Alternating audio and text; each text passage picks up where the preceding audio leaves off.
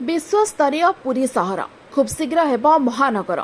महानगर सह जो गाँ गुड़िक संयुक्त ताहार स्थिति मध्य सहर परि होई नाही। पुरी पौरांचल 30 नंबर वार्ड को लागि रही ब्राह्मण पोखरी अंचल।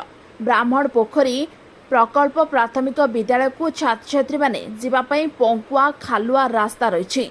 स्कूल को जीवा समय रे छात्र छात्री माने पंको कादुअरे जीवा समय रे सार्ट पैंट नष्ट होछि। रास्ताटी सगड़ गुड़ा परी खाल होइथिबारु शिक्षयित्री स्कूटी मध्य जाई पारु नाही। ए अंचलटी बाली गुआली पंचायतर गोपालपुर वार्ड रही। रास्ताटी पोथाಳ बगीचा ठारू स्कूल निकट दे हुलुहुलिया पोल रास्ता को संजोग करुछि। ए अंचल रे 200 रु अधिक बासगृह और 2000 रु अधिक बासिंदा जीवा आसिबा करुछन्ति। स्कूल को मध्याह्न भोजन गाड़ी मध्य जाई पारु नाही।